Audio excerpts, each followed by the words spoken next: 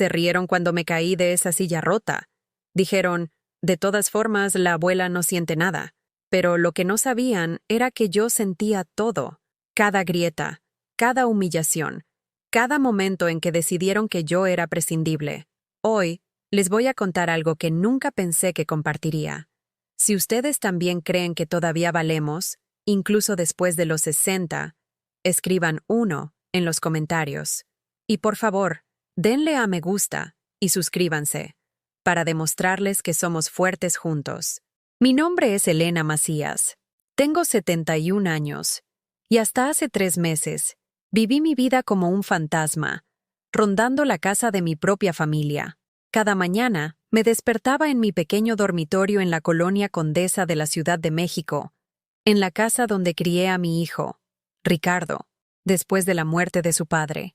La misma casa donde ahora existía en la periferia de vidas por las que lo había sacrificado todo. La mañana del 15 de noviembre comenzó como cualquier otra.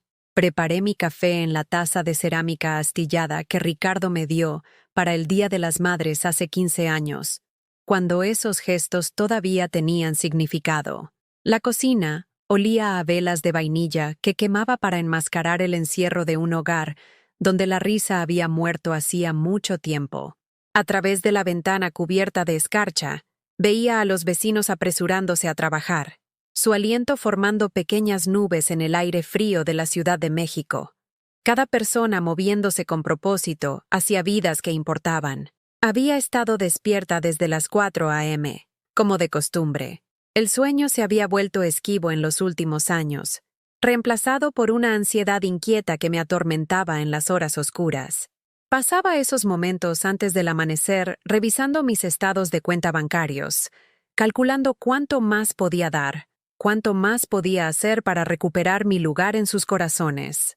La pensión de mis 35 años como maestra de inglés en la escuela secundaria Miguel Hidalgo era modesta pero suficiente.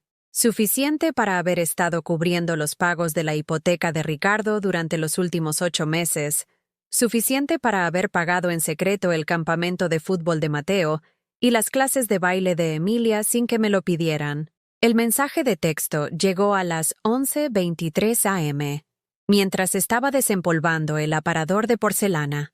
El mismo aparador que guardaba las fotos familiares donde mi imagen había sido gradualmente recortada o relegada a los bordes.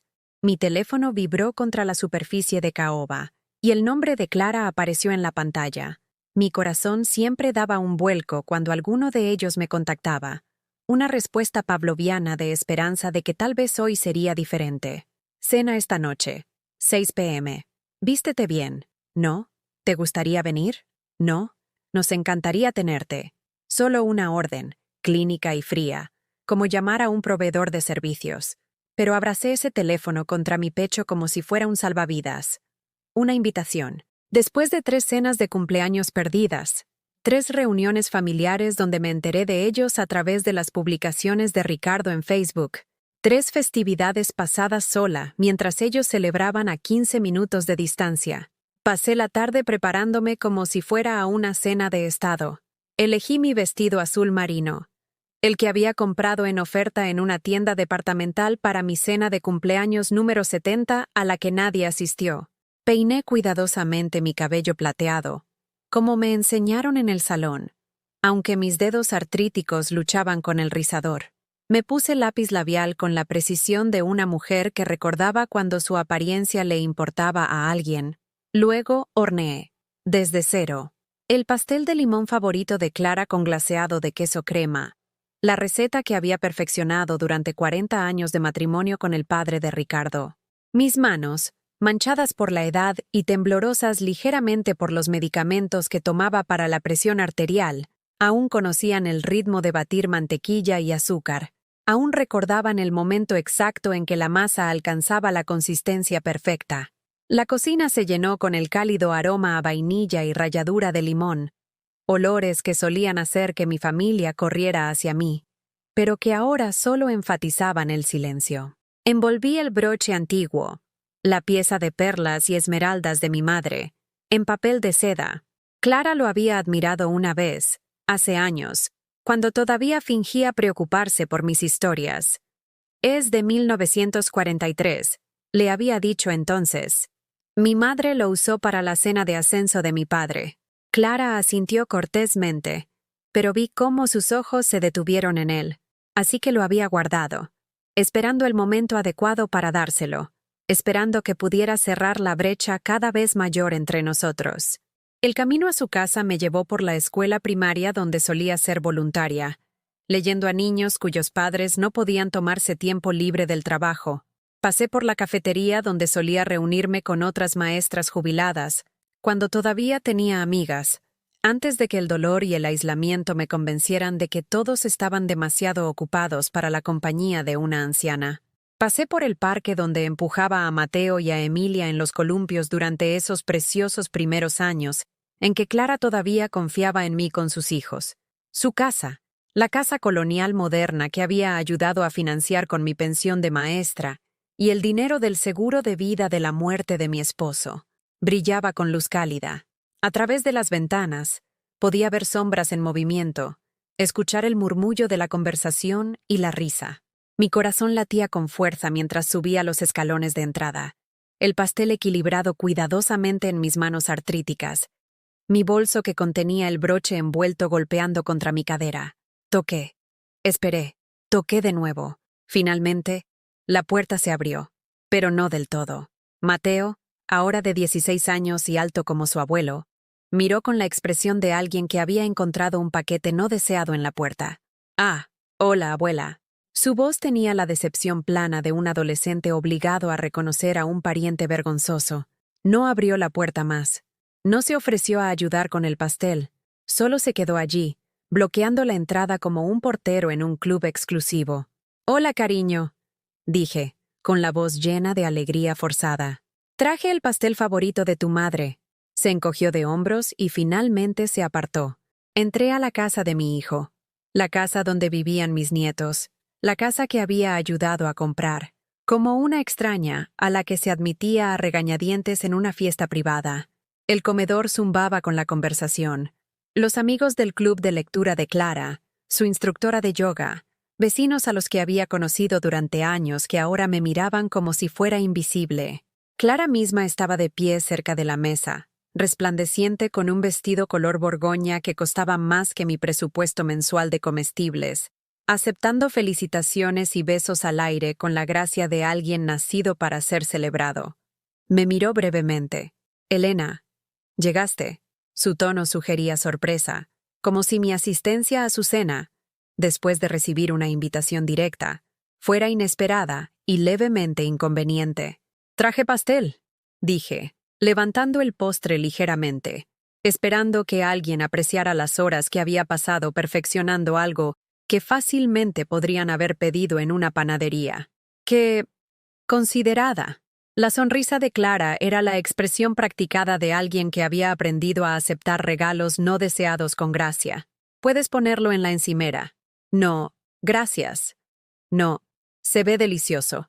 Solo la indicación de que me retirara a mí y a mi ofrenda del evento principal. Puse el pastel en la encimera de la cocina, entre una botella de vino a medio vaciar y las llaves del coche de alguien, observando cómo se olvidaba de inmediato, solo un objeto más que estorbaba en la periferia de su verdadera celebración. Cuando regresé al comedor, lo vi, la silla, sentada sola al final de la mesa, lejos de las animadas conversaciones y risas. Una silla de comedor de madera con una pata visiblemente suelta, una grieta que recorría un lado del asiento, tambaleándose peligrosamente incluso cuando estaba vacía. Todos los demás estaban sentados en el juego a juego, sólido, estable, digno de sostener a las personas que importaban, pero me habían reservado esta cosa rota a mí. «Mamá, ahí está tu asiento», dijo Ricardo, señalando la silla dañada sin mirarme a los ojos. Mi hijo, a quien había criado sola después de la muerte de su padre, a quien había apoyado durante la universidad y la escuela de posgrado, a quien había vitoreado en cada logro, me indicó un mueble en el que no era seguro sentarse. Me quedé mirando esa silla y sentí que algo se rompía dentro de mi pecho que no tenía nada que ver con la madera o la artesanía. Me senté en esa silla rota porque había estado sentada en cosas rotas toda mi vida adulta. Promesas rotas, sueños rotos, relaciones rotas, siempre esperando que, si me quedaba lo suficientemente callada, lo suficientemente paciente, lo suficientemente invisible, alguien finalmente viera mi valía. Mientras la conversación fluía a mi alrededor como si yo no estuviera allí, mi mente se desvió a la caja de metal escondida en el armario de mi dormitorio. Dentro de esa caja había 37 años de cheques cancelados, estados de cuenta bancarios y recibos. Un rastro en papel de todo lo que había renunciado por la familia, que ahora ni siquiera podía proporcionarme un asiento estable en su mesa. El primer cheque tenía fecha de septiembre de 1987. $500 para cubrir el anillo de graduación de último año de Ricardo, cuando el dinero del seguro de vida de su padre se agotó más rápido de lo que había calculado. Tenía 28 años entonces, trabajando turnos dobles en la escuela y dando clases particulares a los estudiantes los fines de semana solo para mantenernos a flote. Pero ver la cara de Ricardo, de 17 años, iluminarse cuando se puso ese anillo en el dedo, oro con una pequeña piedra de rubí, hizo que valiera la pena cada hora extra. «Gracias, mamá», había dicho, abrazándome con fuerza en la pequeña cocina de nuestro departamento. «Lo usaré para siempre. No he visto ese anillo en 20 años. Luego vino la Universidad Nacional Autónoma de México, no la escuela estatal que podíamos pagar, sino la prestigiosa institución a la que Ricardo insistió en pertenecer. «Mamá, este es mi futuro», me rogó, mostrándome la carta de aceptación con lágrimas en los ojos. «Por favor, te pagaré, lo prometo. $18,000. Todos mis ahorros, más una segunda hipoteca sobre la casa que había heredado de mis padres. Trabajé 3 trabajos ese año, enseñando durante el día, limpiando oficinas por la noche y corrigiendo documentos legales los fines de semana. Mis manos desarrollaron manchas de tinta permanentes por calificar exámenes a la luz de una lámpara después de jornadas de 14 horas. Vivía de sándwiches de mantequilla de maní y café instantáneo. Usaba los mismos 3 atuendos para trabajar y les decía a todos que estaba recortando gastos cuando ya no podía permitirme unirme a mis colegas para sus cenas de los viernes. Pero Ricardo prosperó en la Universidad Nacional, lista de honor en cada semestre, gobierno estudiantil. Asistía cada fin de semana de padres, conduciendo mi Honda Civic de 15 años de edad pasando por los BMW y Mercedes en el estacionamiento, usando mi mejor vestido, que en realidad era solo mi único vestido que no estaba completamente desgastado. Otros padres hablaban de sus casas de vacaciones y viajes a Europa mientras yo asentía, fingiendo que no estaba calculando si podía pagar la gasolina para conducir a casa. La escuela de posgrado fue lo siguiente: Escuela de Negocios en la Universidad Iberoamericana. Otros $25,000 que no tenía, prestados contra mi pensión de maestra. «Mamá, este MBA lo cambiará todo», me aseguró Ricardo durante la cena en la pequeña mesa de nuestro apartamento. «Ganaré 6 cifras en 5 años. Te compraré una casa de verdad. Te llevaré a esos viajes de los que siempre hablaste». Le creí. Dios me ayude. Creí cada palabra. La boda casi me arruina financieramente. No solo los gastos tradicionales de la madre del novio, sino todo lo que la familia de Clara consideró necesario para una celebración adecuada. El lugar que eligieron costaba más por plato de lo que gastaba en comestibles en un mes. Clara quería peonías, solo disponibles de un florista especializado a finales de la primavera, por una tarifa astronómica. El fotógrafo, la banda, las invitaciones personalizadas con caligrafía a mano que tardaron 6 semanas en completarse. «Este es un evento único en la vida, Elena», había dicho la madre de Clara, con la voz goteando la condescendencia casual de alguien que nunca se había preocupado por el dinero. «Seguramente quieres que tu hijo tenga lo mejor». Seguramente lo quería. Así que cobré mi modesta cuenta de jubilación, pagué las multas y entregué $13,000 para ayudar a financiar una boda donde me sentaron en la mesa trasera con parientes lejanos a los que nunca había conocido. Durante la recepción, mientras tomaba un solo vaso de vino y veía a mi hijo bailar con su nueva esposa, el padre de Clara brindó por proporcionar el futuro de la joven pareja, atribuyéndose el mérito de lanzar su vida juntos. Ninguna mención de la mujer que había sacrificado su propio futuro para hacerlo posible. La casa llegó cuando nació Mateo. Clara decidió que su departamento no era adecuado para criar hijos. Necesitaban espacio, un jardín, buenas escuelas. Pero el puesto de nivel de entrada de Ricardo en la consultora no les calificaba para la hipoteca que querían. «Mamá, necesitamos que avales», había dicho Ricardo durante una de sus raras visitas a mi departamento. Se sentó frente a mí en mi pequeña mesa de la cocina, la misma mesa donde lo había ayudado con la tarea durante 12 años. Sosteniendo a Mateo bebé, mientras Clara navegaba por las listas de bienes raíces en su teléfono. «Es solo una formalidad», agregó Clara sin levantar la vista. «Nos encargaremos de todos los pagos. Tu nombre solo nos ayudaría a calificar para una mejor tasa». Firmé los documentos en la oficina de bienes raíces, con la mano temblorosa mientras comprometía mi futuro financiero con una casa en la que nunca viviría.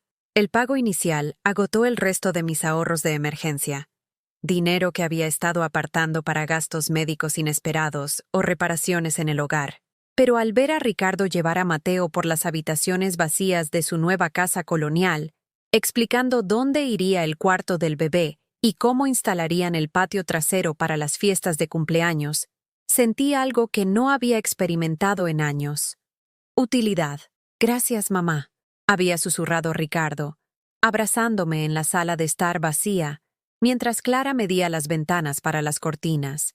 «No podríamos haber hecho esto sin ti».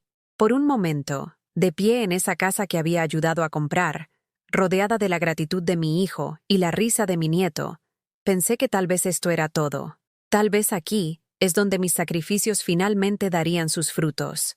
Tal vez ahora sería parte de sus vidas en lugar de solo financiarlos desde los márgenes. Pero la gratitud tiene fecha de caducidad. Los pagos de la hipoteca comenzaron a faltar en mi cuenta bancaria hace 8 meses. Al principio, supuse que era un error bancario. Cuando llamé a Ricardo para preguntarle, su voz tenía un tono de fastidio, como si estuviera siendo innecesariamente intrusiva. «Nosotros nos encargamos de nuestras finanzas ahora, mamá», dijo. «No necesitamos que estés al tanto de todo». Pero yo no estaba al tanto. Yo estaba haciendo los pagos. Los había estado haciendo durante 3 años mientras Ricardo y Clara renovaban la cocina, compraban muebles nuevos, se tomaban vacaciones anuales a lugares que solo había visto en revistas. Nunca me habían pedido explícitamente que me hiciera cargo de la hipoteca. Simplemente se había dado por sentado que yo la manejaría cuando sus otros gastos superaran sus ingresos. Cuando le recordé amablemente que había estado cubriendo los pagos de la casa, hubo una larga pausa. «Eso fue tu decisión, mamá. Nunca te pedimos que hicieras eso». Sus palabras me golpearon como agua fría. Técnicamente tenía razón. Yo había ofrecido. Yo había insistido. Había hecho parecer que ayudarlos económicamente me daba alegría en lugar de estrés, como si agotar mi cuenta de ahorros fuera un privilegio en lugar de un sacrificio. ¿Me usaron? La pregunta susurró en mi mente mientras estaba sentada en su silla rota, observando cómo Clara aceptaba regalos de cumpleaños de amigos a los que nunca se les había pedido que avalaran hipotecas o financiaran flores de boda o cubrieran las reparaciones del coche cuando surgían gastos inesperados. ¿Me usaron? El pensamiento había estado creciendo en los rincones oscuros de mi conciencia durante meses, alimentado por pequeños momentos de realización, como cuando me ofrecía cuidar a Mateo y Emilia, solo para descubrir que habían contratado a una adolescente del vecindario en su lugar, alguien más joven, con más energía, menos propensa a quedarse dormida durante las actividades nocturnas. Como cuando llevé galletas caseras al partido de fútbol de Mateo y observé a otras abuelas siendo presentadas a los entrenadores y a los padres del equipo, mientras yo permanecía sola al margen, una ocurrencia tardía en la vida de mi propio nieto. Como cuando Emilia mencionó que la abuela de su amiga la llevaba de compras para comprar ropa para la escuela, y me di cuenta de que nunca me habían pedido que participara en actividades tan básicas de abuela, a pesar de tener tanto el tiempo como los recursos financieros para hacerlo. La conversación de la cena giraba a mi alrededor, salpicada por el tintineo de las copas de vino y risas que nunca me incluían. Las amigas de Clara discutían las selecciones de su club de lectura. libros que había leído y sobre los que podía comentar inteligentemente. Pero nadie pedía mi opinión. Hablaban de los logros de sus hijos en las escuelas donde había enseñado durante décadas, pero mi experiencia se consideraba irrelevante para sus conversaciones. Me moví ligeramente en la silla rota, sintiendo que se tambaleaba peligrosamente debajo de mí. La grieta en el asiento se estaba ensanchando, y podía sentir el borde afilado de la madera astillada a través de mi vestido. Pero pedir otra silla significaría interrumpir su flujo, llamar la atención sobre mí, convertirme en un problema que necesitaba solución. Así que me quedé en silencio, equilibrándome precariamente en muebles que no estaban destinados a soportar peso, en una familia que aparentemente había decidido que yo no estaba destinada a importar. La silla cedió durante el plato principal. En un momento estaba cortando mi salmón, del tipo caro que no podía permitirme para mis propias cenas, y al siguiente estaba cayendo de lado, mi cadera golpeando el piso de madera con un golpe enfermizo que resonó en el comedor repentinamente silencioso. Mi vestido azul marino se rasgó a lo largo de la costura. El pastel que había pasado horas perfeccionando se deslizó de la mesa en el caos, aterrizando boca abajo en un revoltijo salpicado de limón y glaseado de queso crema. Durante 30 segundos que parecieron horas, estuve allí en el frío suelo, aturdida, mi cuerpo de 71 años gritando de dolor. Entonces alguien se rió, un sonido agudo y quebradizo que cortó el silencio como el vidrio roto. La instructora de yoga de Clara, una mujer llamada Betania con el cabello perfectamente iluminado y dientes demasiado blancos para ser naturales, se cubrió la boca, pero el daño estaba hecho. La risa había escapado, y con ella, algo más feo. «Dios mío», gimió Betania, el vino haciendo que sus palabras fueran ligeramente arrastradas. «Es como una de esas muñecas viejas que simplemente se caen». Más risas recorrieron la habitación, nerviosas al principio, luego más audaces a medida que otros se unían. Alguien dijo, «Bueno, probablemente de todas formas no sintió nada. Los ancianos no sienten dolor de la misma manera». Estuve allí, escuchando cómo se reían de mi caída, de mi edad, de mi irrelevancia. Mi cadera dolía, pero ese dolor no era nada comparado con la constatación de que ni una sola persona en esta habitación, ni siquiera mi propio hijo, se había movido para ayudarme. Ricardo se sentó congelado en su silla, mirando su plato como si el salmón pudiera proporcionar respuestas a preguntas que no quería enfrentar. Sus manos permanecieron dobladas en su regazo, mientras su madre de 71 años luchaba por incorporarse en un piso que de repente se sentía tan implacable como las personas que la rodeaban. Logré sentarme, mi vestido subiendo de manera embarazosa, mi cabello cuidadosamente peinado ahora despeinado. Mi bolso había derramado su contenido por todo el suelo. Anteojos de lectura, pastillas para el aliento, el broche envuelto que había planeado darle a Clara, y mi organizador de pastillas con sus compartimentos semanales etiquetados con mi cuidadosa letra. Elena. La voz de Clara tenía la paciencia tensa de alguien que trata con un niño torpe. ¿Estás bien? No. ¿Te hiciste daño? No. ¿Deberíamos llamar a alguien? Solo la indagación mínima requerida por la convención social. «Estoy bien», susurré, porque ¿qué más podía decir? ¿Que pensé que mi cadera podría estar fracturada? ¿Que mi orgullo estaba tan destrozado como el broche antiguo de mi madre, que se había roto al caer al suelo? ¿Que me estaba ahogando en una habitación llena de gente que me veía como nada más que un inconveniente?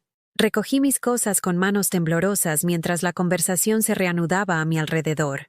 Alguien hizo una broma sobre conseguirle a Elena un asiento elevado la próxima vez. Más risas. Sonreí, porque eso es lo que me habían enseñado a hacer durante 71 años.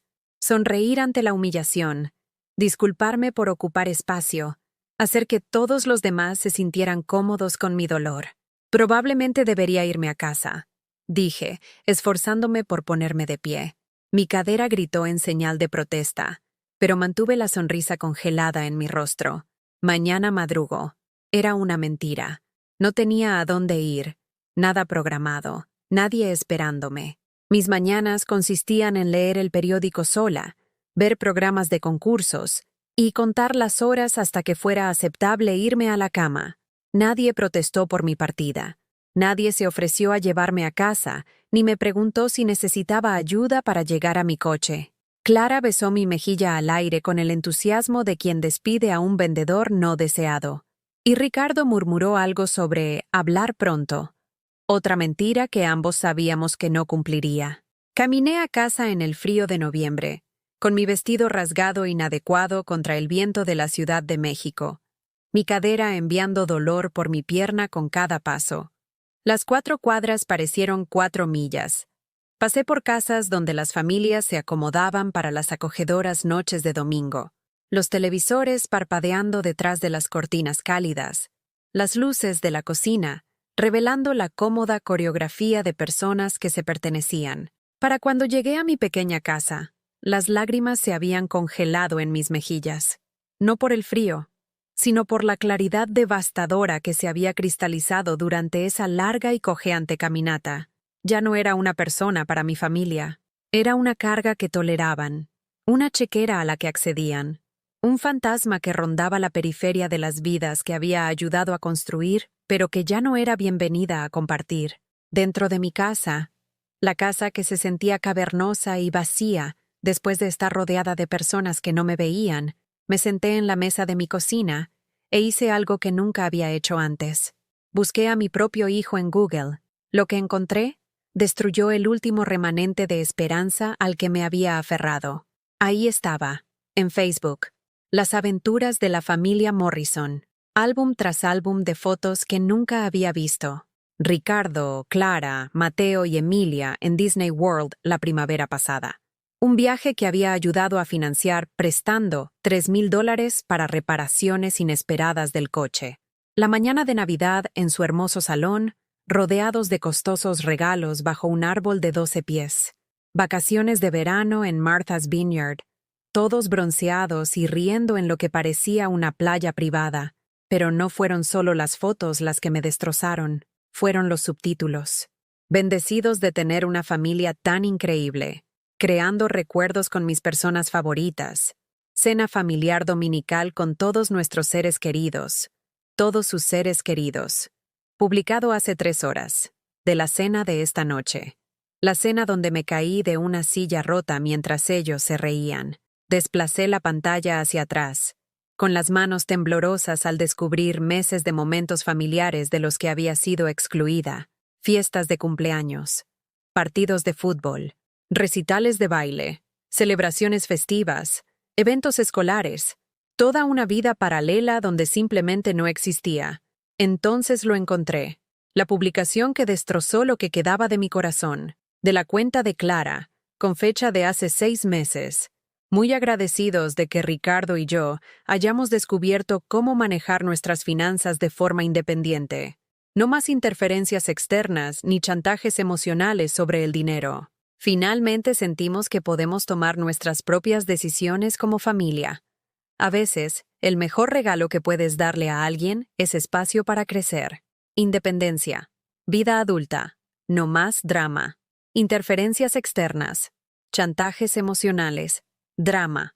Así es como veían mis años de sacrificio.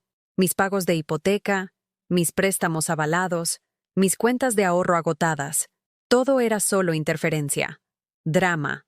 Algo de lo que finalmente habían escapado. Los comentarios fueron peores. Bien por ustedes. Algunas personas simplemente no pueden dejar ir. Es muy difícil cuando la familia no respeta los límites. Ustedes se merecen vivir sus propias vidas. Clara había respondido a cada comentario con emojis de corazón y, gracias por entender, me senté en mi oscura cocina, mirando esa pantalla hasta que me ardieron los ojos. No solo me habían excluido de sus vidas, sino que me habían convertido en la villana de su historia. La suegra dominante, la abuela pegajosa, la manipuladora financiera que usaba el dinero para controlarlos. Excepto que nunca había pedido control. Nunca había exigido nada a cambio de mi ayuda. Simplemente había dado, y dado, y dado, esperando que mi generosidad fuera suficiente para ganarme su amor. Pero el amor, me di cuenta con una claridad devastadora, no se puede comprar. Y todo lo que les había comprado, la educación, la casa, el estilo de vida que disfrutaban, Ahora lo veían como intentos de manipulación en lugar de expresiones de devoción maternal. Cerré la computadora portátil y me senté en la oscuridad, escuchando a mi casa asentarse a mi alrededor. Cada crujido de los viejos huesos se sentía como un eco de mis propias articulaciones, desgastadas por años de llevar cargas que no eran mías.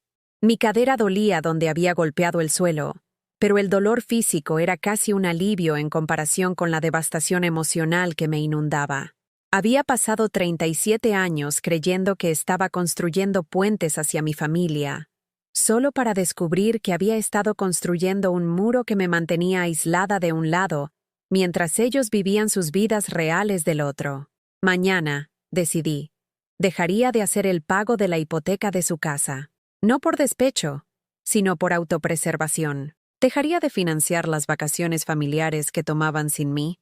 Dejaría de pagar el estilo de vida que de alguna manera no tenía espacio para la mujer que lo había hecho posible.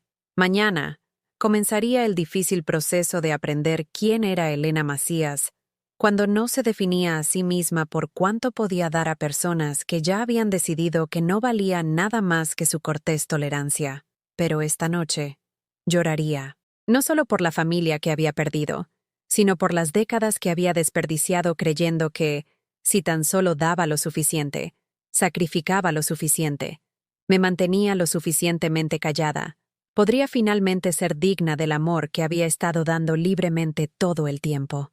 El broche roto estaba en mi encimera, su perla agrietada pero aún luminosa en la tenue luz. Como yo, estaba dañado pero no destruido. Como yo, era hermoso a pesar de estar roto. A diferencia de mí, nunca más se ofrecería a personas que no podían ver su valor. El teléfono comenzó a sonar el martes por la mañana. Estaba sentada en la mesa de mi cocina, leyendo el periódico y tomando café de mi taza astillada, cuando el tono de llamada de Ricardo rompió el silencio pacífico que había estado aprendiendo a apreciar. Lo dejé sonar. Por primera vez en 37 años, dejé que la llamada de mi hijo fuera al buzón de voz. No por enojo, sino por agotamiento. Estaba cansada de estar disponible para emergencias que siempre parecían involucrar a mi chequera, cansada de conversaciones que comenzaban con charla y terminaban con solicitudes de asistencia financiera. El mensaje de voz fue breve. Hola, mamá. Solo llamo para saber cómo estás. Llámame cuando escuches esto. Pero conocía ese tono. Era la misma voz artificialmente informal que había usado cuando necesitaba que avalara su préstamo para el coche, cuando Clara quería que cubriera el pago inicial de la liga de fútbol privada de Mateo, cuando la renovación de su cocina se salió de presupuesto y necesitaban solo un pequeño préstamo para terminar el proyecto. Para el jueves, cuando normalmente se habría transferido el segundo pago de la hipoteca de mi cuenta a la de ellos, las llamadas se hicieron más frecuentes, más insistentes. Mamá, he estado tratando de comunicarme contigo. ¿Todo está bien? Elena, soy Clara. Ricardo está preocupado por ti. ¿Podrías llamarnos, por favor? Abuela, papá dice que no contestas el teléfono. ¿Estás enferma? Esa última, de Mateo, de 16 años, casi rompió mi resolución. Casi. Pero luego recordé la sonrisa en su rostro cuando me había visto acercarme a la silla rota, la forma en que había mirado a sus amigos y puesto los ojos en blanco cuando intenté unirme a su conversación sobre la temporada de fútbol. El viernes, Ricardo se presentó en la puerta de mi casa. Miré por el ojo de la cerradura mientras caminaba por mi pequeño porche, revisando su teléfono repetidamente, con la expresión de estrés particular que había aprendido a reconocer a lo largo de los años. Era la misma mirada que había puesto en la preparatoria cuando se había olvidado de una tarea importante, la misma ansiedad que aparecía cada vez que su vida, cuidadosamente gestionada, se topaba con un obstáculo inesperado. Abrí la puerta, pero no lo invité a entrar. ¡Mamá! El alivio inundó su voz. Estaba empezando a pensar que te había pasado algo. Estoy bien, Ricardo. Mantuve mi voz firme, neutral. ¿En qué puedo ayudarte? Parecía confundido por mi formalidad, como un niño que esperaba una reacción y recibió algo completamente diferente. ¿Puedo pasar? Necesitamos hablar. Podemos hablar aquí. Por un momento, nos quedamos de pie en lados opuestos de mi umbral. el hijo que había criado y la madre a la que había olvidado cómo ver.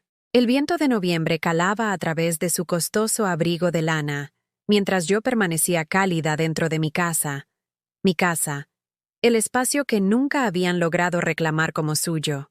El pago de la hipoteca no se realizó, dijo finalmente. El banco llamó ayer. Dijeron que la transferencia automática fue cancelada. Sí, la cancelé. El silencio se extendió entre nosotros. Pude verlo procesando esta información, tratando de encajarla en un marco en el que yo seguía siendo la constante confiable que siempre resolvía los problemas en lugar de crearlos. ¿Por qué harías eso sin hablarlo con nosotros primero? La pregunta reveló todo lo que estaba mal en nuestra relación en 8 simples palabras. Sin hablarlo con nosotros primero.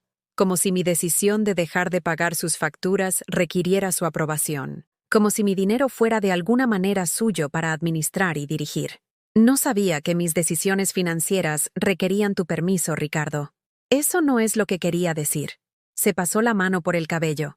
Un gesto que había visto innumerables veces cuando intentaba manipular una situación a su favor. Es solo que esto afecta a nuestra familia, a nuestro hogar, a la estabilidad de Mateo y Emilia. Tu familia, tu hogar. Repetí sus palabras lentamente, dejando que su peso se asentara entre nosotros. Dime, ¿cuándo dejé de ser parte de tu familia? Mamá, no seas dramática. Por supuesto que eres familia. ¿Lo soy? Porque las publicaciones de Facebook de tu esposa sugieren lo contrario. También lo sugieren las vacaciones familiares a las que no estoy invitada, las fiestas de cumpleaños de las que soy excluida, las cenas dominicales donde me dan muebles rotos para sentarme mientras todos se ríen. Su rostro se sonrojó. No sabía que había visto las publicaciones en redes sociales. No se había dado cuenta de que había descubierto su vida familiar secreta que existía en paralelo a nuestras interacciones cuidadosamente orquestadas. Esas publicaciones. Clara solo estaba frustrada por mi interferencia externa, por mis chantajes emocionales, por mi drama. Le cité las palabras de su esposa, observando cómo cada frase caía como un golpe físico. ¿Es así como ves los últimos 30 años, Ricardo? ¿Todos los sacrificios que hice para darte oportunidades que yo nunca tuve? Nunca te pedimos que hicieras esos sacrificios. Las palabras explotaron de él con una vehemencia que sugería que esto era algo en lo que había estado pensando durante mucho tiempo, algo que él y Clara habían discutido en la privacidad de su dormitorio, analizando mis motivaciones y encontrándolas deficientes. Nunca me lo pediste. Acepté en silencio. Pero tampoco te negaste nunca. Nunca dijiste, mamá, quédate con tu dinero. Lo resolveremos nosotros mismos. Tomaste cada centavo que ofrecí y luego me resentiste por ofrecerlo. Eso no es justo. Lo que no es justo es trabajar 3 trabajos para pagar tu universidad, mientras te divertías con amigos cuyos padres podían pagar la matrícula sin desangrarse. Lo que no es justo es cobrar mi jubilación para financiar tu boda, mientras me sentaba en la mesa de atrás con extraños. Lo que no es justo es avalar una casa en la que nunca viviré, mientras publicas sobre tu independencia en las redes sociales. Cada hecho que recitaba parecía disminuirlo de alguna manera, como si reconocer el alcance de mis sacrificios los hiciera más reales de lo que él se sentía cómodo confrontando. Estamos agradecidos por todo lo que has hecho. ¿Lo están? Porque la gratitud generalmente no implica dar a alguien muebles rotos en las cenas familiares. La gratitud normalmente no excluye a la persona que hizo posible tu estilo de vida, de la vida que ayudó a crear. Un coche se detuvo en la entrada detrás del BMW de Ricardo. Clara salió de su SUV Mercedes-Benz blanco, el que había ayudado a financiar cuando su coche anterior necesitaba reparaciones costosas, con Emilia a cuestas. Mi nieta de 13 años parecía confundida por la tensa escena que se desarrollaba en mi porche. «Elena», dijo Clara, con esa particular marca de alegría forzada que reservaba para las conversaciones difíciles. «Nos preocupamos cuando no respondiste nuestras llamadas. Abuela, ¿estás bien?» Emilia se adelantó, y por un momento vi una genuina preocupación en su joven rostro. No el interés calculado de los adultos que necesitaban algo de mí, sino la simple preocupación de una niña que se había dado cuenta de que algo andaba mal. Estoy bien, cariño. Le dediqué una sonrisa de verdad, la primera emoción auténtica que había sentido en días. Solo cansada. Mamá. La voz de Ricardo adoptó el tono paciente que podría usar con una persona mayor confundida. Entendemos que estás molesta por lo del incidente de la silla. Clara se siente terrible por eso. Pero cancelar el pago de la hipoteca, eso es ir demasiado lejos. Lo del incidente de la silla. Como si mi humillación fuera solo un pequeño percance social en lugar de un momento de falta de respeto cristalizador. No lo estoy cancelando para castigarlos, dije. Lo estoy cancelando porque ya no puedo pagarlo.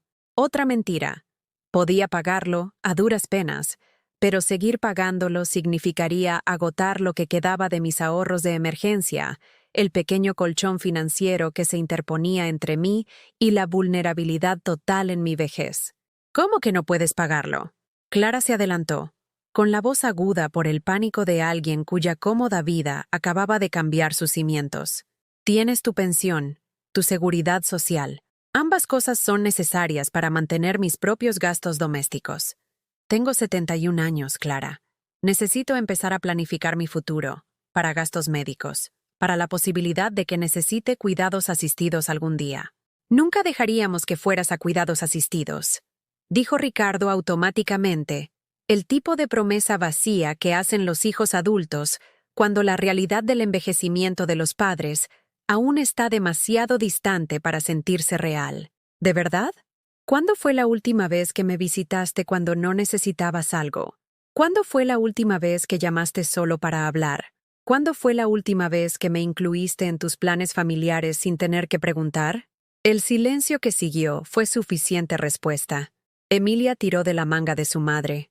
Mamá, ¿por qué la abuela está llorando? Me toqué la mejilla y me di cuenta de que tenía razón. Las lágrimas corrían por mi rostro, pero ya no eran lágrimas de tristeza.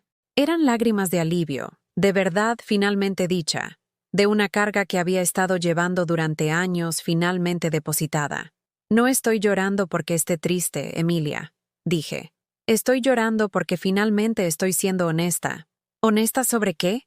Exigió Clara. Honesta sobre el hecho de que he estado comprando mi lugar en esta familia durante años, y es hora de parar. Honesta sobre el hecho de que no me incluyen porque me aman, me incluyen porque me necesitan. Y honesta sobre el hecho de que merezco algo mejor que sillas rotas y crueldad casual de personas a las que he sacrificado todo para apoyar. Retrocedí a mi casa, con la mano en la puerta. El pago de la hipoteca se detiene ahora, permanentemente. Si no pueden pagar la casa sin mi ayuda, entonces nunca pudieron pagar la casa para empezar. Eso ya no es un problema que yo deba resolver. Mamá, espera. Ricardo se acercó a mí, el pánico finalmente reemplazando la irritación en su voz. No, la palabra salió más fuerte de lo que nunca le había hablado antes. He terminado de esperar. He terminado de esperar. He terminado de estar disponible para personas que solo recuerdan que existo cuando necesitan algo. Cerré la puerta a la cara de sorpresa de mi hijo, a la mirada calculadora de mi nuera, a la expresión confusa de mi nieta. Cerré el pestillo y caminé hacia la ventana de mi cocina, observando cómo se quedaban en mi porche durante varios minutos, discutiendo en voces demasiado bajas para que pudiera oírlas. Finalmente, se fueron, pero no sin que Clara sacara su teléfono e hiciera lo que parecía una llamada urgente, probablemente a sus padres o amigos, reuniendo apoyo para cualquier narrativa que me pintara como la persona irrazonable en este escenario. Me preparé una taza de té y me senté en mi mesa, mirando las facturas que había extendido antes. Por primera vez en años, calculé mis gastos sin incluir el pago de su hipoteca. Los números eran sorprendentemente manejables. Podía vivir cómodamente, incluso viajar si quería. Podía tomar clases, ser voluntaria, tal vez incluso salir con alguien, aunque la idea me parecía extraña después de años de definirme únicamente como la madre de Ricardo y la abuela de Mateo y Emilia. El teléfono volvió a sonar esa noche. Luego, 1 hora después, los dejé ir todos al buzón de voz, creando una colección de mensajes cada vez más desesperados de personas que aparentemente habían olvidado cómo funcionar sin mi red de seguridad financiera. Pero no los escuché. Todavía no. Primero, necesitaba recordar quién era Elena Macías cuando no estaba ocupada siendo la solución de todos los demás a sus problemas. Por primera vez en 37 años, me desperté el sábado por la mañana, sin revisar mi teléfono para ver los mensajes de mi familia. En cambio, me quedé en la cama escuchando los sonidos de mi vecindario cobrando vida, niños riendo en la distancia, coches arrancando, perros ladrando sus saludos matutinos, sonidos que había estado demasiado ansiosa para notar, cuando cada timbre de mi teléfono podría traer otra solicitud, otra emergencia que requería mi atención financiera inmediata. Mi cadera todavía dolía por la caída, pero de alguna manera el dolor se sentía diferente ahora, menos como sufrimiento y más como prueba de que todavía estaba aquí, todavía sintiendo, todavía capaz de curarme. Me estiré con cuidado, notando que mi cuerpo parecía más ligero de alguna manera, como si cortar los lazos financieros con mi familia también hubiera cortado cadenas invisibles que había estado cargando durante décadas. Hice café y me senté en la mesa de mi cocina con un bloc de notas, algo que no había hecho desde mis días de enseñanza cuando planeaba lecciones con cuidadosa atención al detalle. Pero en lugar de escribir sobre Shakespeare o ejercicios de gramática, comencé a enumerar cosas que siempre había querido hacer pero que no podía permitirme porque mi dinero estaba reservado antes de que siquiera lo recibiera. Tomar una clase de cocina. Me había estado alimentando con la misma rotación de comidas simples durante años, en parte porque cocinar elaborado parecía inútil para una persona, pero principalmente porque gastar dinero en algo que se sentía indulgente desencadenaba la culpa sobre los recursos que podrían usarse mejor para el equipo de fútbol de Mateo o los disfraces de baile de Emilia. Visitar el Museo Soumaya. Había pasado por delante miles de veces en 30 años, pero nunca había pagado la entrada, diciéndome que era un gasto innecesario cuando podía ver arte en línea de forma gratuita. Unirme al club de lectura en la biblioteca pública. Había querido hacerlo durante años, pero me convencí de que estaba demasiado ocupada ayudando a Ricardo con varios proyectos en su casa. Proyectos que de alguna manera siempre requerían mi trabajo, pero nunca reconocían mis contribuciones. Comprar ropa nueva. No de los estantes de liquidación o de las tiendas de segunda mano, sino ropa nueva real elegida porque me gustaba en lugar de porque eran lo único que podía permitirme después de cubrir las necesidades de todos los demás. Que me tiñeran y peinaran el pelo profesionalmente. Las canas eran naturales, pero me hacían sentir invisible en un mundo que ya trataba a las mujeres mayores como algo secundario. Tal vez era hora de volver a ser vista. La lista creció a medida que escribía. Cada elemento representaba un pequeño acto de rebelión contra la versión de mí misma en la que me había convertido, la mujer que existía únicamente para financiar los sueños de otras personas, mientras olvidaba que tenía los suyos propios. Al mediodía, había hecho algo sin precedentes. Había pasado toda una mañana sin preocuparme por lo que mi familia necesitaba de mí. El silencio de mi teléfono, que me habría aterrorizado hace unos días, ahora se sentía como un regalo. Decidí empezar con algo simple, un viaje al supermercado, pero no mi habitual marcha eficiente por los pasillos comprando las versiones más baratas de todo.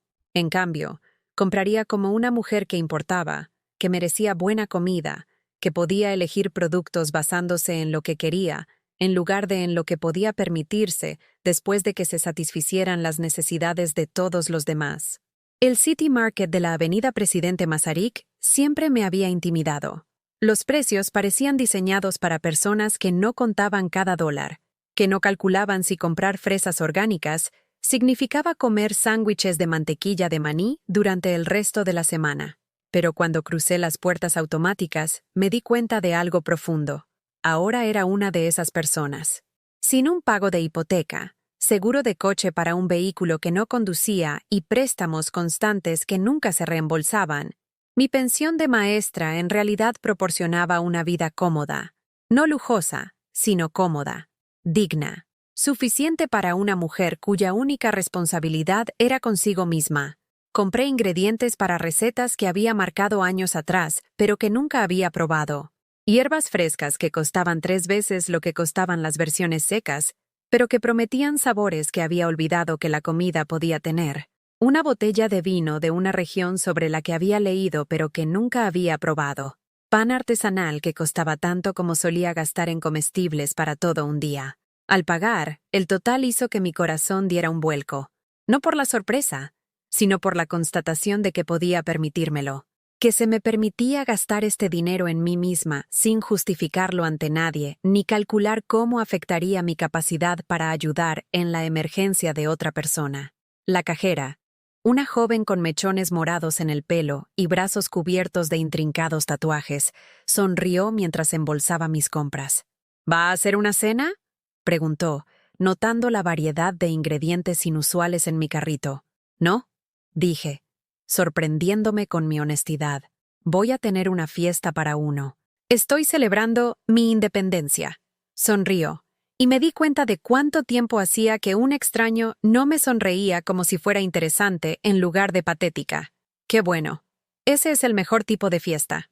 De vuelta a casa, extendí mis compras sobre la encimera de la cocina como un pintor que organiza los colores en una paleta.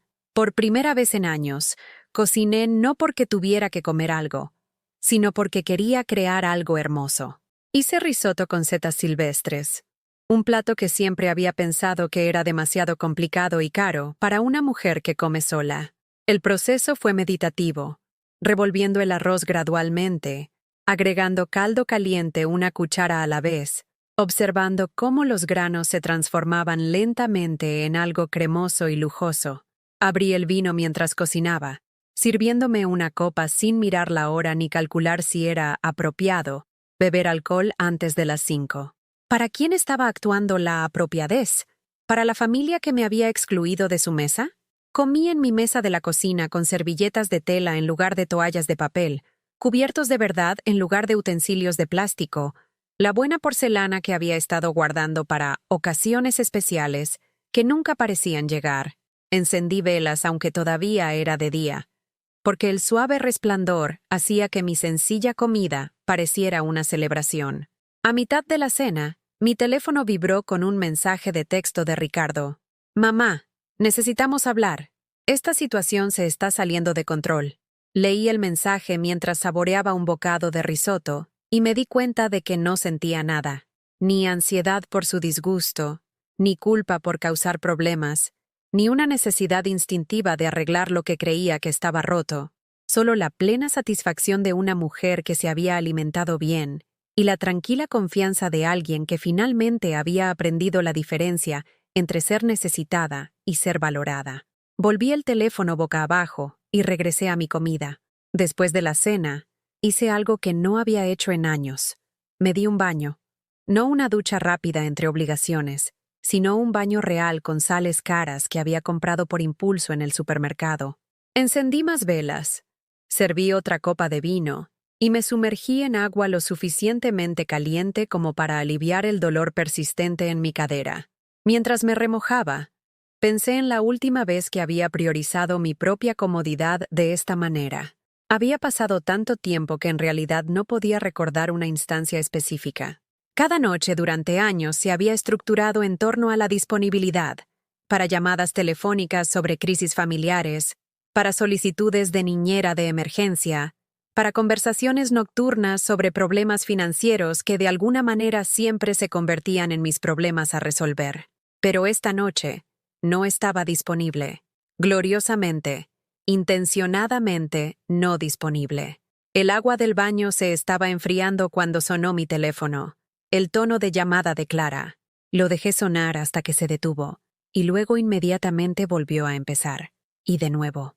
La persistencia que me habría hecho salir corriendo de la bañera hace apenas unos días ahora parecía casi divertida, como la rabieta de un niño que podía ser ignorada hasta que se agotara. Cuando finalmente salí del baño, envuelta en mi bata más suave con mi cabello plateado envuelto en una toalla, tenía 7 llamadas perdidas y 3 mensajes de voz.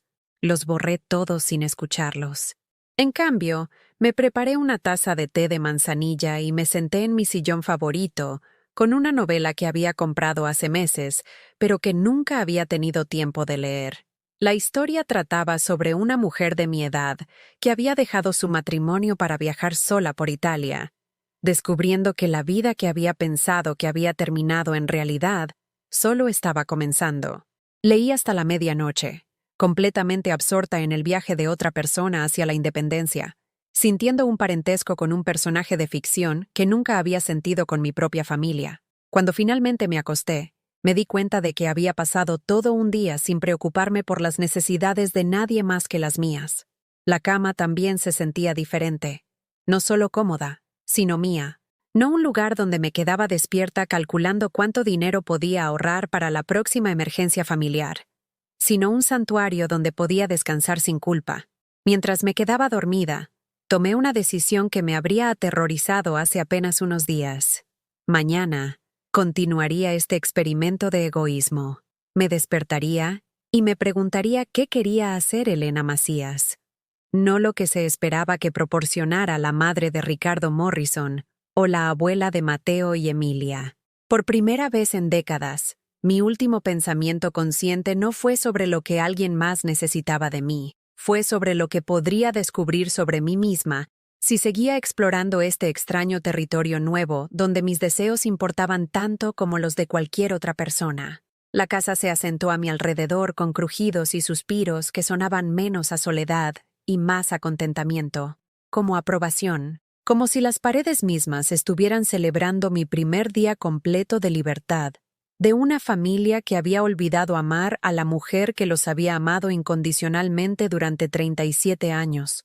Dormí mejor esa noche de lo que había dormido en meses, sin interrupciones por la ansiedad sobre las obligaciones del día siguiente, porque por primera vez en mi vida adulta, el mañana me pertenecía por completo. El domingo por la mañana llegó con el sonido de las puertas de los coches golpeando en mi entrada.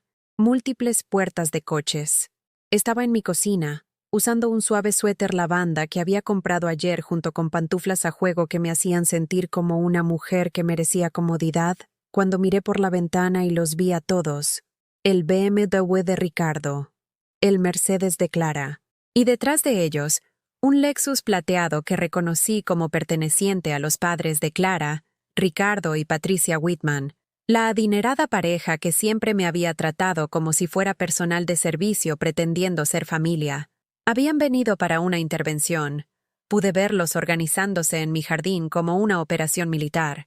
Clara gesticulaba animadamente mientras Ricardo miraba su caro reloj con la impaciencia de un hombre cuyo tiempo valía más que los salarios anuales de la mayoría de las personas. Patricia se alisó el cabello perfectamente peinado y se ajustó su bolso de diseñador, del tipo que costaba más que mi pensión mensual. Mateo y Emilia se mantenían ligeramente separados de los adultos, ambos luciendo incómodos con el drama que estaba a punto de desarrollarse. Emilia seguía mirando hacia la puerta de mi casa con lo que parecía culpa, mientras que Mateo miraba su teléfono con el desinterés determinado de un adolescente que había sido arrastrado a los problemas de los adultos en contra de su voluntad.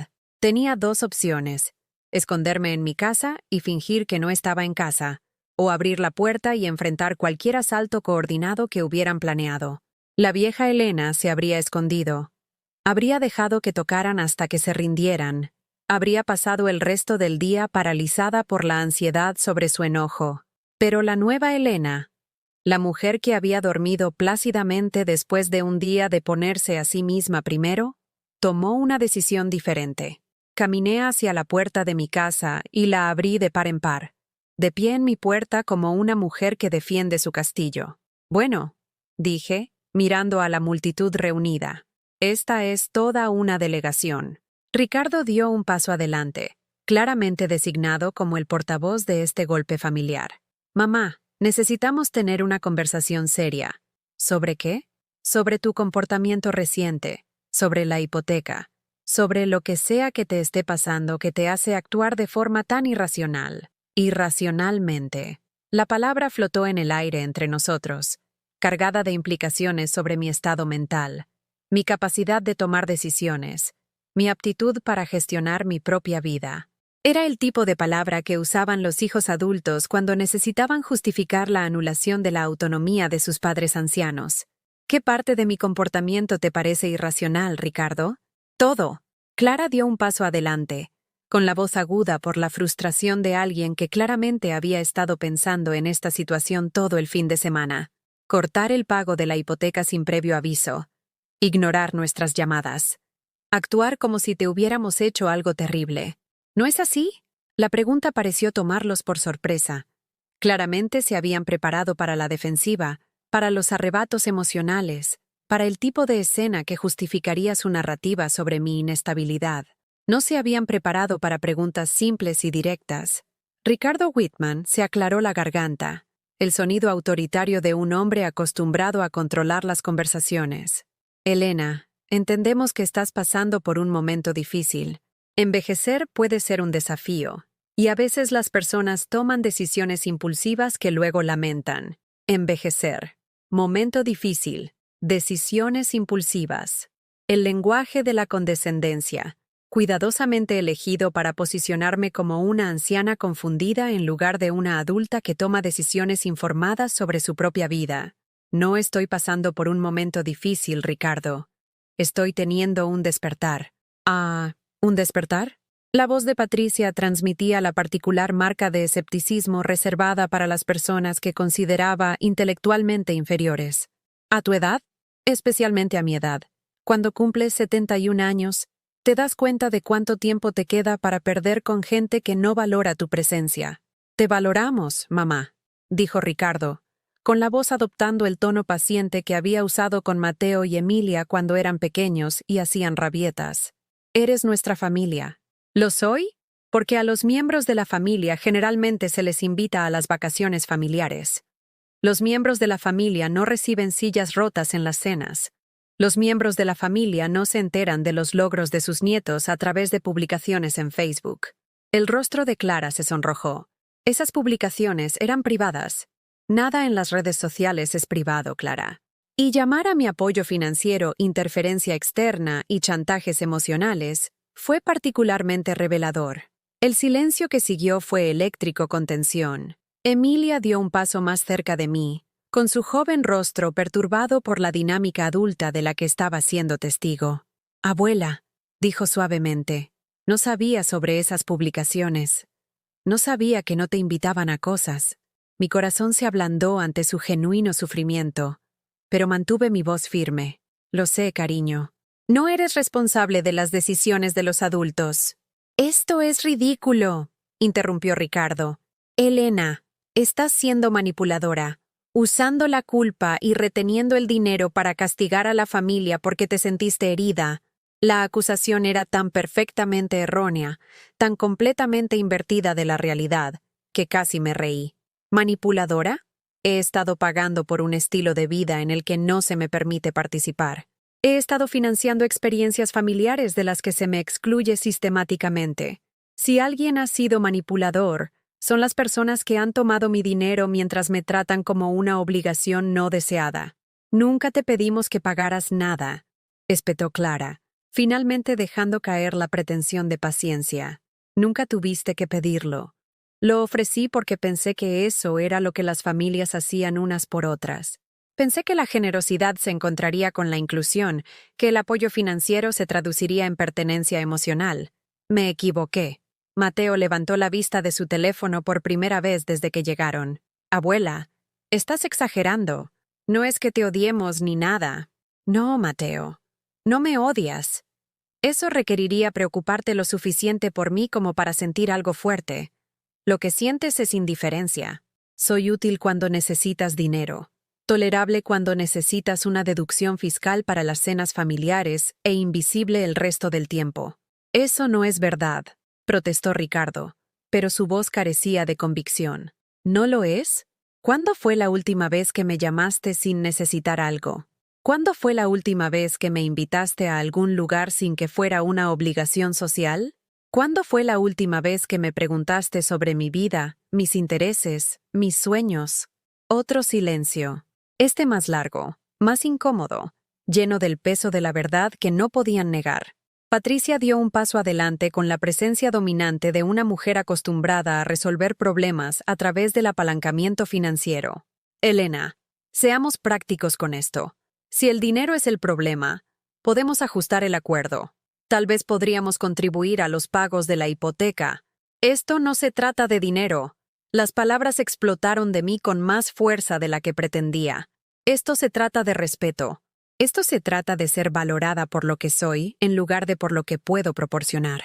Se trata de ser tratada como un ser humano en lugar de un cajero automático con un conveniente empaque de abuela. Mamá, por favor. Ricardo se acercó a mí, pero yo retrocedí. No, he terminado con el por favor. He terminado de ser razonable y complaciente y agradecida por las migajas de atención de personas que me ven como una carga. He terminado sacrificando mi dignidad para mantener relaciones con personas que han olvidado cómo amarme. Emilia comenzó a llorar. Lágrimas silenciosas que me rompieron el corazón, incluso cuando fortalecieron mi determinación. Te amo, abuela. Lo sé, cariño. Y yo te amo. Pero el amor no es solo un sentimiento. Son acciones. Es inclusión. Es respeto. Es recordar que la persona que amas tiene valor más allá de lo que puede hacer por ti. Los miré a cada uno de ellos. A mi hijo que había dado por sentado mis sacrificios. A mi nuera que había convertido esos sacrificios en agravios. A sus padres que me veían como un problema que había que gestionar. A mis nietos que habían aprendido a verme como periférica a su verdadera familia. Los pagos de la hipoteca se detienen permanentemente, dije con claridad. Los préstamos de emergencia se detienen. Los rescates para gastos inesperados se detienen. Todos ustedes son adultos con buenos ingresos y todas las ventajas que pude darles. Arréglenselas solos. No puedes simplemente abandonar a tu familia, dijo Ricardo, con la voz que transmitía la autoridad de un hombre al que nunca se le había negado nada que quería. No estoy abandonando a nadie. Me niego a seguir financiando a personas que ya me han abandonado emocionalmente. Hay una diferencia. Saqué algo de mi bolsillo. Un pequeño paquete envuelto que había preparado esa mañana. Emilia, esto es para ti. Es el broche que iba a darle a tu madre en la cena. El que se rompió cuando me caí de la silla. Emilia tomó el paquete con las manos temblorosas. ¿Lo arreglaste? Lo hice reparar ayer. Ya no es perfecto. Todavía se pueden ver las grietas. Pero a veces las cosas rotas se vuelven más hermosas cuando se vuelven a armar con cuidado. La metáfora no se le escapó a nadie presente. Quiero que lo tengas porque eres la única que demostró una genuina preocupación por mi bienestar. No porque necesitaras algo de mí, sino porque te importaba si estaba herida. Clara dio un paso adelante de forma agresiva. No puedes dar herencias familiares a los niños sin discutirlo con sus padres. Puedo dar mis posesiones a quien yo quiera, Clara. Y Emilia no recibe esto como tu hija. Lo recibe como mi nieta que recordó cómo actuar como familia. Miré a mi hijo por última vez, buscando en su rostro alguna señal del chico que había criado, el joven que una vez me agradeció los sacrificios con lágrimas genuinas en sus ojos. Pasé 37 años creyendo que, si daba lo suficiente, amaba lo suficiente, me sacrificaba lo suficiente, me ganaría mi lugar en esta familia. Pero el amor no se puede ganar, Ricardo. Solo se puede dar libremente o retenerse por completo. Y todos ustedes han dejado muy clara su elección. Retrocedí a mi casa con la mano en la puerta. Cuando estén listos para tener una relación basada en el respeto mutuo en lugar de en la conveniencia financiera, saben dónde encontrarme. Pero ya no esperaré junto al teléfono. Tengo una vida que vivir. Y finalmente, voy a empezar a vivirla. Cerré la puerta a sus rostros de sorpresa y giré el cerrojo con un chasquido satisfactorio que sonaba como el final de un capítulo y el comienzo de otro. A través de la ventana, los vi discutir en mi jardín durante otros 10 minutos antes de finalmente darse por vencidos y marcharse. Emilia fue la última en irse, presionando su rostro contra la ventana del coche y saludando con el broche envuelto agarrado en la otra mano. Respondí al saludo, sabiendo que algunas relaciones podrían ser rescatadas con el tiempo, pero solo si se reconstruían sobre cimientos completamente diferentes. La casa se sentía diferente ahora, no vacía, sino en paz. no solitaria, sino mía. Por primera vez en décadas, era libre de descubrir en qué podía convertirse Elena Macías cuando dejara de definirse a sí misma por cuánto podía dar a las personas que habían olvidado cómo retribuir. 3 semanas después de cerrar mi puerta a la intervención familiar, entré en el Instituto de Arte de la Ciudad de México con un abrigo de lana rojo que había comprado sin revisar 2 veces la etiqueta del precio. El sol de la mañana entraba a raudales por las grandes ventanas del museo, bañando todo con una luz dorada que me hacía sentir como si estuviera entrando en una catedral dedicada a la creatividad humana, en lugar de a la adoración divina. No había estado dentro de un museo en más de 15 años, no desde que Mateo era pequeño, y me había ofrecido llevarlo a ver los dinosaurios al Museo Nacional de Antropología, solo para que me dijeran que Clara ya había planeado un viaje más educativo con amigos de su escuela privada. Ese día me fui a casa con los boletos sin usar en el bolso, prometiéndome que iría sola en algún momento, pero de alguna manera habían pasado 15 años sin que algún momento llegara nunca. Ahora, de pie frente a los nenúfares de Monet, entendí lo que me había estado perdiendo. No solo el arte, sino el profundo silencio que proviene de estar rodeado de belleza creada sin otro propósito que existir. Las pinturas no necesitaban nada de mí. No requerían mantenimiento, ni apoyo financiero, ni gestión emocional. Simplemente eran magníficas y completas, pidiendo solo ser presenciadas. Pasé 3 horas vagando por las galerías, leyendo letreros, y descubriendo que mis 35 años de profesora de inglés me habían dado una comprensión sorprendentemente sofisticada de la historia del arte. El guía que dirigía a un grupo de turistas por la colección impresionista se habría sorprendido al saber que la anciana del abrigo rojo podría haber enseñado la mitad de su conferencia de memoria, habiendo leído sobre estas pinturas en libros que había devorado durante los descansos para comer y las vacaciones de verano, cuando no podía permitirme viajar para verlas en persona. «Disculpe», dijo una voz detrás de mí mientras estaba frente a un autorretrato de Van Gogh. «¿Es usted por casualidad profesora de arte?» Me volví para encontrar a una mujer de mi edad, con el pelo plateado y una placa de voluntaria del museo, sonriéndome con genuina curiosidad. «Era profesora de inglés en la preparatoria», dije, «pero siempre me ha gustado el arte». «Soy Margarita Chen», dijo, extendiendo su mano. «Soy voluntaria aquí los martes y jueves. La he estado observando moverse por las galerías, y tiene el ojo de alguien que realmente entiende lo que está viendo». Margarita. La misma Margarita que había sido mi supervisora en el mercado de Parker, antes de que me fuera para concentrarme en cuidar a Ricardo y a su familia. Casi no la reconocí fuera del entorno iluminado con luces fluorescentes de la tienda de comestibles donde habíamos trabajado juntas durante tantos años. «Elena Macías», dije, estrechándole la mano. «Margarita, pensé que me parecía familiar. ¿Cuánto tiempo llevas siendo voluntaria aquí?»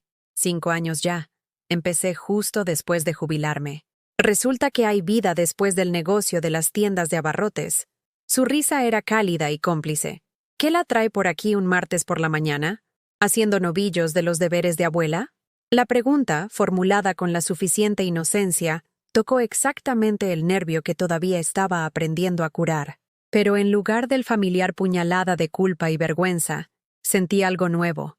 La tranquila confianza de una mujer que había hecho las paces con decepcionar a personas que ya la habían decepcionado. En realidad, estoy redescubriendo quién soy cuando no estoy ocupada siendo la solución de todos los demás a todo, dije. Las cejas de Margarita se levantaron con interés en lugar de con juicio. Parece que hay una historia ahí. ¿Acaso no siempre la hay? Pasamos la siguiente hora caminando juntas por el museo, y me encontré contándole a Margarita cosas que nunca le había admitido a nadie, sobre los años de sacrificio financiero que habían quedado sin reconocimiento, sobre la gradual exclusión de los eventos familiares, sobre la silla rota y la cruel risa que finalmente había hecho añicos mi ilusión de ser amada, en lugar de simplemente tolerada. Margarita escuchó sin ofrecer consejos ni juicios, asintiendo ocasionalmente, o emitiendo pequeños sonidos de comprensión que me indicaban que había sido testigo de historias similares en su propia vida o en las vidas de otras mujeres de nuestra edad. Sabes, dijo mientras nos sentábamos en la cafetería del museo sobre café y pasteles que había pedido sin calcular su costo. Hay un club de lectura que se reúne aquí cada 2 jueves. Discusión literaria relacionada con cualquier exposición especial que se esté presentando. Estamos haciendo una serie sobre artistas femeninas que fueron pasadas por alto durante sus vidas, pero que finalmente están recibiendo reconocimiento. Parece que podrías relacionarte con el tema. Casi dije que no automáticamente, como había estado diciendo que no a mis propios deseos durante décadas. Pero luego recordé la lista que había hecho en mi cocina hace 3 semanas, el inventario de sueños que había aplazado hasta algún día. Unirse a un club de lectura había sido el número 3 en esa lista. Me gustaría, dije, sorprendiéndome con la firmeza de mi voz. ¿Cuándo se reúnen? El jueves por la tarde, a las 2 en punto. A la misma hora en que la mayoría de las personas de nuestra edad son libres de concentrarse en sí mismas en lugar de en las necesidades de todos los demás. Ese jueves, entré al centro educativo del museo con un vestido azul nuevo y llevando un cuaderno de cuero que había comprado específicamente para tomar notas sobre libros que quería discutir en lugar de trabajos que necesitaba calificar. La sala estaba llena de mujeres más o menos de mi edad, todas con libros de bolsillo gastados y luciendo la expresión particular de personas emocionadas por compartir sus pensamientos sobre algo que habían disfrutado. El libro era La Dama y el Unicornio, de Tracy Chevalier, una novela sobre la creación de los famosos tapices medievales.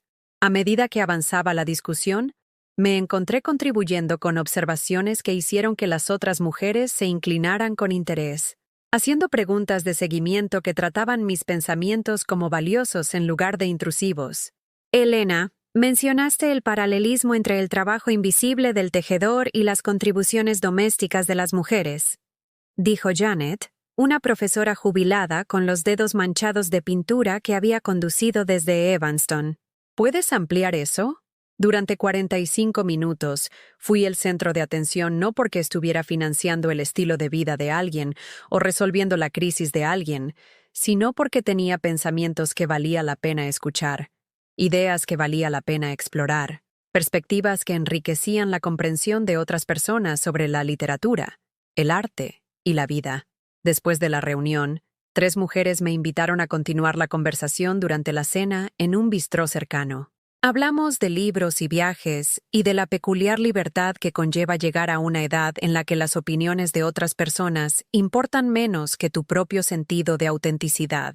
Mi hija cree que he perdido la cabeza, confesó Susana, una exenfermera que había comenzado a tomar clases de pintura después de la muerte de su marido. Sigue preguntando cuándo voy a ponerme seria en cuanto a encontrar un apartamento más pequeño y prepararme para el declive inevitable. Como si cumplir 70 significara rendirse a la obsolescencia. Mi hijo quería que me mudara con su familia, agregó Raquel, que había sido trabajadora social antes de jubilarse. Ayudar con el cuidado de los niños, contribuir a los gastos del hogar, hacerme útil. Cuando dije que en cambio estaba planeando viajar, me acusó de ser egoísta. Aparentemente, a las abuelas no se les permite tener aventuras. Escuché estas historias con un reconocimiento creciente. Éramos todas mujeres que habíamos pasado décadas definiéndonos a través del servicio a los demás, solo para descubrir que, cuando finalmente reclamábamos espacio para nuestros propios deseos, éramos criticadas por egoísmo por las mismas personas que se habían beneficiado de nuestro autosacrificio. Corté el apoyo financiero a mi familia hace 3 semanas, dije, probando cómo sonaban las palabras cuando se las decía a mujeres que podrían entender en lugar de juzgar. Lo llamaron intervención. Lo llamé liberación. En lugar de conmoción o desaprobación, vi sentimientos de cabeza y sonrisas cómplices. ¡Qué bueno!, dijo Margarita con firmeza. El dinero sin respeto es solo manipulación costosa. Caminando a casa esa noche, llevando sobras de una cena que había disfrutado mucho con mujeres que me habían tratado como a una igual, me di cuenta de que algo profundo había cambiado.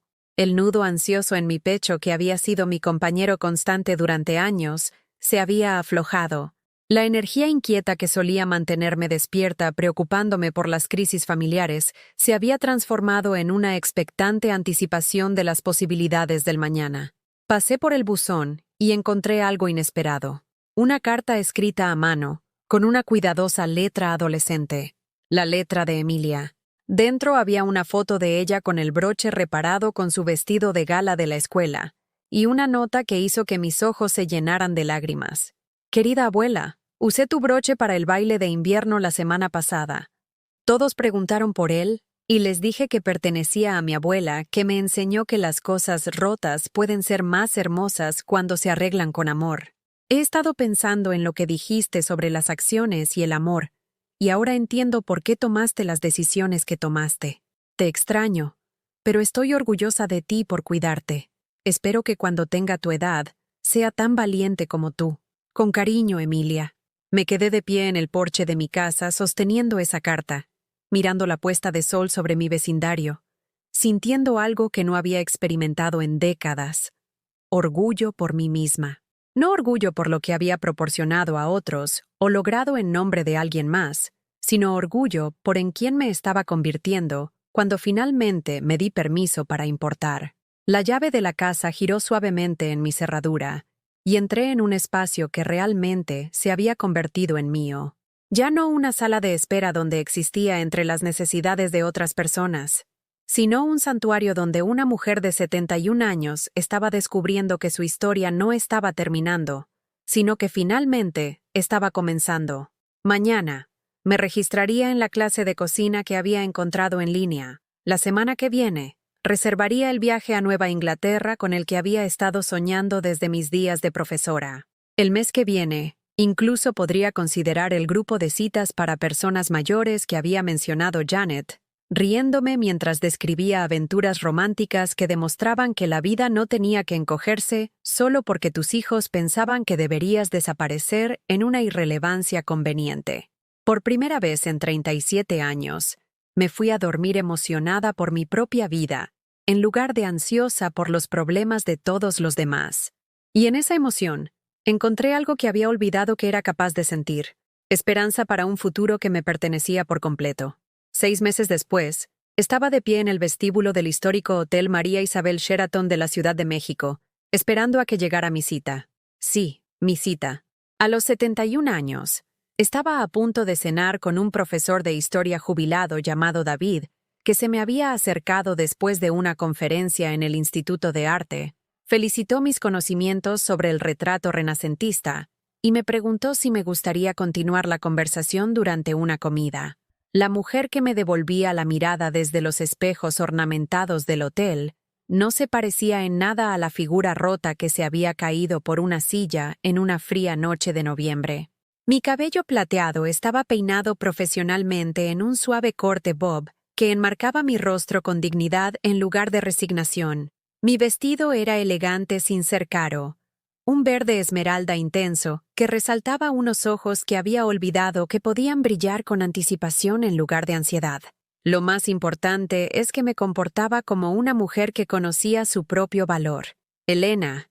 La voz de David era cálida con reconocimiento al acercarse. Era distinguido de la manera que algunos hombres logran a sus 70, de cabello plateado, bien vestido, con ojos que sugerían inteligencia y amabilidad en lugar de derecho. Te ves encantadora. Mientras caminábamos hacia el famoso restaurante del hotel, me maravillé de lo natural que se sentía esto. No la nerviosa emoción de una mujer desesperada por la validación masculina, sino la cómoda confianza de alguien que había aprendido a disfrutar tanto de su propia compañía que compartirla con alguien digno se sentía como un regalo en lugar de una necesidad. Durante la cena, David me habló de su investigación sobre la historia arquitectónica de la Ciudad de México, de sus viajes a sitios arqueológicos de todo el mundo, de su trabajo voluntario enseñando alfabetización a adultos que nunca habían aprendido a leer. Compartí historias sobre mis alumnos, mi nueva pasión por la apreciación del arte, el club de lectura que se había convertido en lo más destacado de mis semanas.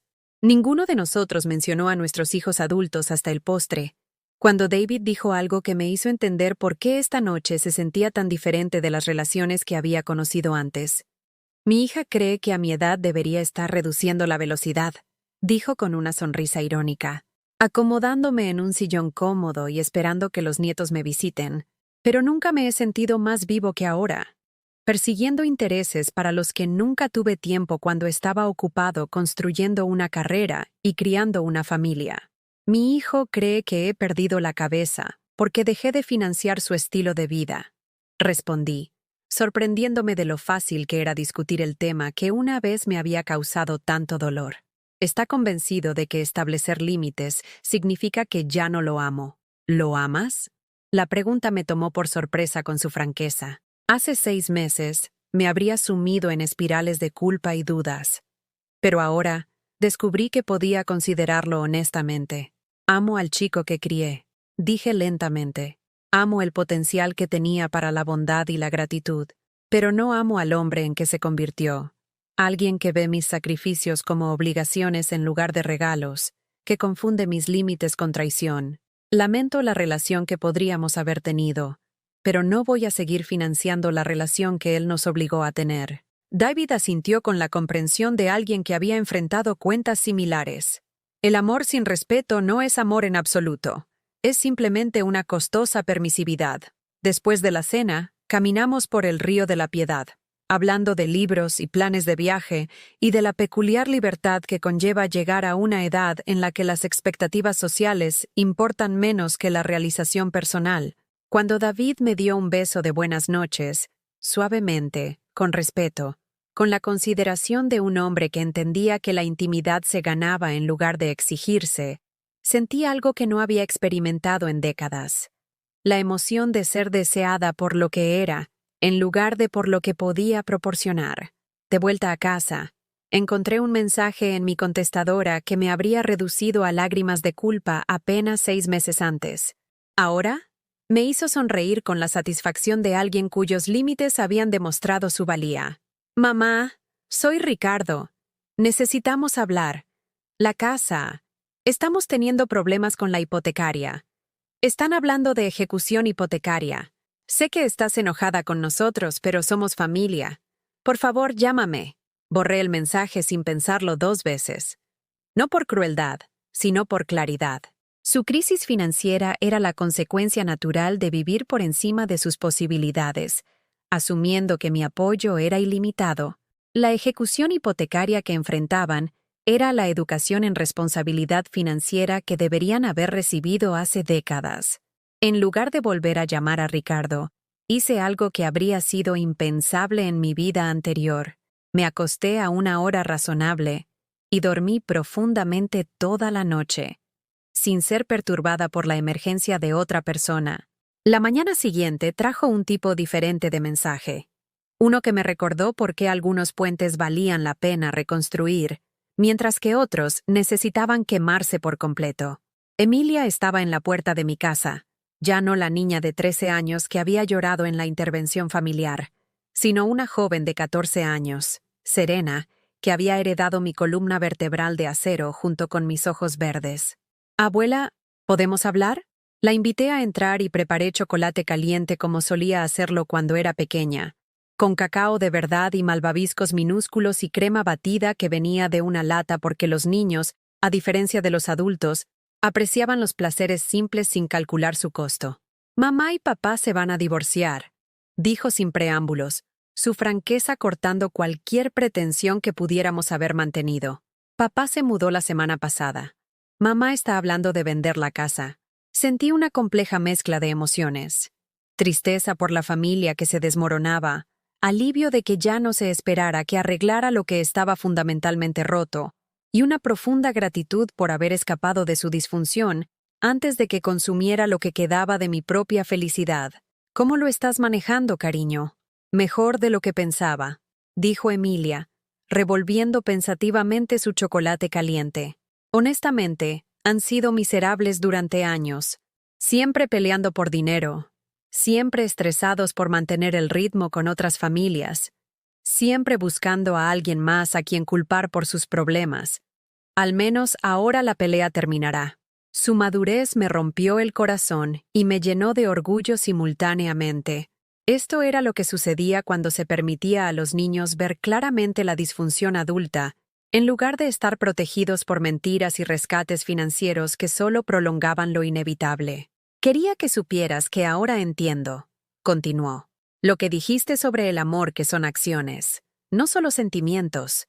Dijeron que te amaban, pero nunca actuaron como tales. Tomaron tu dinero y te excluyeron de nuestras vidas, y luego se enojaron cuando dejaste de dejarlos hacerlo. ¿Y tú? Pregunté. ¿Sientes que te abandoné? La sonrisa de Emilia era triste pero genuina. No me abandonaste, abuela. Te salvaste a ti misma. Y me mostraste cómo es cuando una mujer se niega a aceptar menos de lo que se merece. Espero recordar esa lección cuando sea mayor. Pasamos la tarde juntas, no como abuela y nieta cumpliendo roles esperados, sino como dos mujeres que habían reconocido el valor de la otra a pesar del caos familiar que nos rodeaba. Le mostré mis libros de arte, mis folletos de viajes para el viaje a Nueva Inglaterra que había reservado para el próximo mes, las fotos de mis citas con David. «Te ves feliz», dijo, estudiando una foto que Margarita me había tomado en el museo, rodeada de las amigas de mi club de lectura, todas riendo por algo que nos había parecido deliciosamente gracioso. «Soy feliz», me di cuenta al decirlo. Por primera vez en décadas, soy genuinamente feliz. Emilia se quedó a cenar. Una comida sencilla que preparé sin estrés ni cálculo. Solo la alegría de alimentar a alguien a quien amaba que apreciaba el esfuerzo.